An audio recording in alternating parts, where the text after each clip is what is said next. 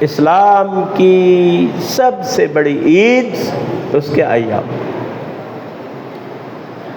عید کے ایام ہے، اور اس کو عید اس لیے قرار دیا، باقی تمام چیزیں اپنی جگہ پر ہیں۔ ایک اس کا فلسفہ یہ ہے کہ اس کو عید قرار دیا گیا ہے تاکہ یہ مسئلہ زندہ رہے، لوگ عید منائیں، جب عید منائیں گے، خوشی منائیں گے، تو اس سے یہ غدیر کا مسئلہ زندہ رہے گا، اور شاید آج تک اس کے زندہ رہنے کی ایک جو وجہ ہے وہ یہی ہے۔ اب اس بارے میں بہت ساری روایات ہیں، اس میں کہا گیا ہے عید اللہ الاکبر، یہ محمد و آل محمد علیہ الصلوۃ والسلام کی سب سے بڑی عید ہے، عید اللہ الاکبر۔ اور ایک عالم کہہ رہے تھے کہ اہل بیت علیہ، توجہ چاہتا ہوں آپ سامعین کی، کہ اہل بیت علیہ الصلوۃ والسلام کے غم منانے سے بھی زیادہ اہم ہے کہ ان کی خوشی میں خوشی منائی جائے، یا کم از کم اتنا تو ضرور ہے کہ جتنا ہم ان کا غم منائیں اتنی ہی ان کی خوشی میں ہم خوشی منائیں، کیونکہ اہل بیت علیہ الصلوۃ والسلام کا غم ظاہر ہے لیکن ان کی خوشی ظاہر نہیں ہے۔ اور آپ دیکھیں دوسرا جملہ آپ کی خدمت میں عرض کرتا ہوں کہ اس وقت دنیا اسلام اول سے لے کر آج تک جتنی مشکلات، جتنے مسائل، جتنی گمراہیاں، جتنا ظلم و ستم، جتنا فسق و فجور اور جتنا فساد پھیلا ہے، یہ سب نتیجہ ہے غدیر کو بھلانے کا۔ حتیٰ کربلا کا واقعہ بھی رونما نہ ہوتا اگر غدیر کو یاد رکھا جاتا۔ حضور صلی اللہ علیہ وآلہ وسلم نے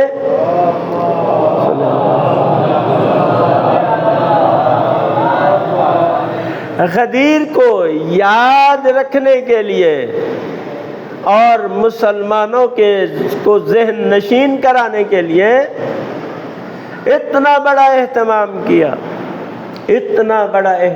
کیا تاکہ یہ مسئلہ بھولنے نہ پائے۔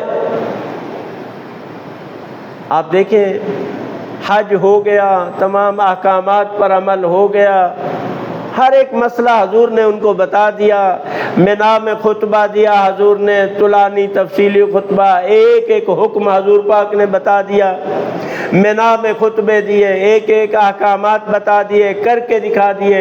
اب سب کیا ہو گئے؟ فارغ ہو گئے، اور اس کے بعد اللہ نے یہ اہتمام کیا کہ حضور پاک کو حکم دیا کہ یہاں پر ان سب کو جمع کریں، روکیں، اور اس تپتے ہوئے صحرا میں حضرت محمد صلی اللہ علیہ وآلہ وسلم رکے اور خیمے نہیں لگانے دیے، یا تھے تو الگ تھے، اور پیچھے رہ جانے والوں کا کہا کہ انتظار کریں گے، جو آگے چلے گئے کہا ان کو واپس بلائیں۔ یہ اہتمام ہے۔ یہ بات حضور پاک مدینے میں بھی تو کر سکتے تھے، اعلان کر سکتے تھے نا مسجد النبی میں، لیکن نہیں تھا۔ یہاں پر کیا ہے؟ پورے عالم اسلام کے لوگ اکٹھے ہیں، ہر علاقے کا بندہ وہاں پر موجود ہے، ہر قسم کا بندہ وہاں پر موجود ہے۔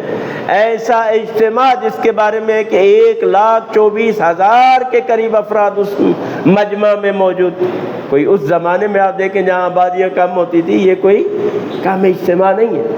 اس کی وجہ بھی ہے کہ حضور پاک کے بارے میں جب لوگوں کو پتہ چلا کہ آپ بھی حج پر جا رہے ہیں تو بہت سارے لوگ اس لیے پھر حج پر گئے کہ حضور صلی اللہ علیہ وآلہ وسلم کے ساتھ ہم حج کریں گے۔ یہ حضور کا پہلا اور آخری حج تھا۔ اس کے بعد آپ دیکھیں اس میں وہ اہتمام، وہ پلانوں کا ممبر بنانا، اتنا اونچا بلند کرنا، اور پھر امیر المومنین علی ابن ابی طالب علیہ السلام کا بازو بلند کر کے، اور وہ من کنت مولاہ فہذا علی مولا کا وہ عظیم الشان اعلان کرنا، قرآن کی آیات کا اترنا۔ پھر کیا ہے؟ پھر حضور نے فرمایا اب سب لوگ آئیں اور ایک ایک کر کے علی کی بیعت کریں۔ کہا 1,24,000 لوگ ہیں، یہ کیسے بیعت کریں گے؟ اس کے لیے تو 3 دن لگ جائیں گے۔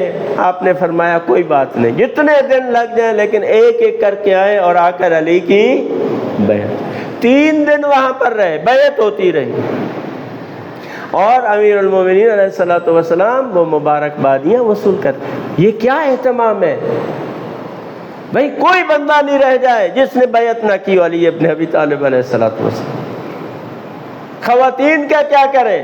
کیونکہ وہ تو بیعت اس طرح نہیں نہ کر سکتی، وہ تو ہاتھ نہیں دے سکتی نا۔ کہا کہ ان کے لیے یہ ہے کہ پانی کا ایک برتن لایا جائے، تب جو بھی ہے اس میں مولا امیر المومنین اس پانی میں ہاتھ رکھیں گے۔ عورتوں کی بیعت یہ ہے کہ وہ بھی آ کر ایک ایک کر کے پانی میں اپنا ہاتھ رکھیں، اور اس انداز سے وہ بھی علی ابن ابی طالب علیہ السلام کی بیعت کریں۔ ٹھیک ہے، یہ اہتمام کیا ہے نبی کریم صلی اللہ علیہ وآلہ وسلم، اللہ نے اہتمام کیا ہے۔ اور اتنا تفصیلی خطبہ کہ جو میرا دل چاہتا ہے اگر وقت بچ گیا تو 1-2 اقتباسات اس خطبے میں سے جو حضور پاک صلی اللہ علیہ وآلہ وسلم نے میدان خم غدیر میں ارشاد فرمایا وہ آپ کی خدمت میں عرض کروں گا۔ اتنا طویل خطبہ ارشاد فرمایا، گرمی ہے۔ اور پھر جب حارث بن نعمان فہری وہ بدبخت آیا اور اس نے آ کر کہا کہ اے محمد، آپ نے اللہ کا کہا، اللہ کی توحید کے بارے میں ہمیں بتایا، ہم ایمان لے آئے، اپنی رسالت کے بارے میں بتایا، ہم ایمان لے آئے، آپ نے ہمیں نماز پڑھنے کا حکم دیا، ہم نے نماز پڑھی، زکوٰۃ کا حکم دیا، زکوٰۃ دی، جہاد کا حکم دیا، سب کچھ ہم نے تیری بات پر عمل کیا ہے، تو اب تو جاتے جاتے یہ بھی چاہتا ہے کہ آپ کے داماد کی ہم بیعت کریں اور اپنے بعد ہمیں ان کو ہم پر مسلط کر کے جا رہے ہیں۔ تو بتا یہ تیری طرف سے ہے، اپنی طرف سے ہے، یا خدا کی طرف سے ہے؟ تو حضور پاک نے فرمایا کہ مجھے قسم اس ذات کی جس کے قبضہ قدرت میں محمد کی جان ہے کہ یہ تو خدا کا حکم تھا۔ حضور پاک تو ڈر رہے تھے اس حکم کو پہنچانے میں کہ جب تک ادھر سے سختی کا حکم نہیں آیا، آرڈر نہیں آیا کہ اگر آپ نے یہ کام نہ کیا تو رسالت کا کوئی کام ہی انجام نہیں دیا۔ سختی بھی کی، ساتھ ضمانت بھی دی، واللہ یعصمک من الناس، اللہ تعالیٰ ان لوگوں کے شر سے تمہیں بچائے گا۔ تو کہا خدا کی طرف سے ہے۔ تو وہ ملعون بدبخت اس نے کہا، پیچھے بھی ہٹنے لگا اور ساتھ کہنے لگا اگر یہ حکم خدا کی طرف سے ہے تو آسمان سے پتھر آئے اور مجھے ہلاک کر دے۔ ابھی یہ ہلاک کر دے کہ یہ ختم نہیں ہوئی تھی کہ آسمان سے پتھر آیا اور وہ ملعون فی النار والسقر ہو گیا۔ ویسے اللہ عذاب نہیں کرتا کسی کو، اس طرح سے عذاب نہیں کرتا، لیکن یہاں پر اللہ نے 1 سیکنڈ بھی نہیں لگایا اور فوراً کہ یہ مسئلہ ولایت علی ابن ابی طالب علیہ السلام کا اتنا اہم ہے کہ اگر کوئی اس کا اس طرح سے انکار کرتا ہے اور پھر کہتا ہے عذاب طلب کرتا ہے تو پھر اس کے عذاب آنے میں دیر نہیں۔ یہاں پر بات قابل توجہ ہے۔ رسول اللہ نے امیر المومنین علی ابن ابی طالب علیہ السلام سے فرمایا کہ یا علی، یہ فقط ایک بندہ نہیں ہے، اس طرح سے بہت سارے لوگ ہیں جو اپنے اس بغض کو اور اپنے انکار کو چھپائے ہوئے ہیں، تو وقت آنے پر تو دیکھے گا وہ موقع کی تلاش میں ہے کہ جب وہ اپنے اس بغض کا اور اس انکار کا اظہار کریں گے، اور بعد میں کیا بھی لوگوں نے۔ تو یہ بہت اہم ہے۔ پس غدیر، اس کو منانا شایان شان طریقے سے یہ ہم پر لازم ہے۔ اور اہم بات یہ ہے، دیکھیے شاید اگلے خطبے میں بیان کرتا، لیکن ابھی موقع بیان کرتا ہوں، وہ یہ ہے کہ یہ حکم، اس کی تبلیغ کسے حکم ہوا؟ یا ایھا الرسول بلغ ما انزل الیک من ربک، کہ اس کو پہنچا دے، یعنی اس کو تبلیغ کر۔ اور اتنا اہم ہے کہ اگر آپ نے نہیں پہنچایا تو کار رسالت رائے گاہ چلا جائے گا۔ پھر نبی کریم صلی اللہ علیہ وآلہ وسلم نے اس بڑے اہتمام کے ساتھ اس پیغام کو لوگوں تک پہنچایا، اور ایک ایک شخص تک پہنچایا۔ جیسے میں نے عرض کیا کہ ایک ایک شخص نے آ کر امیر المومنین سے بیعت کی ہے، 3 دن لگ گئے، وہاں بیٹھے رہے، لوگ آتے رہے، ایک خیمہ لگا دیا گیا، وہاں امیر المومنین بیٹھتے، لوگ آتے تھے بیعت کرتے، اہتمام سے پہنچایا۔ اس کے بعد یہ بات اہم ہے میرے دوستو، بزرگوں، شاید ہم اس سے غافل ہیں۔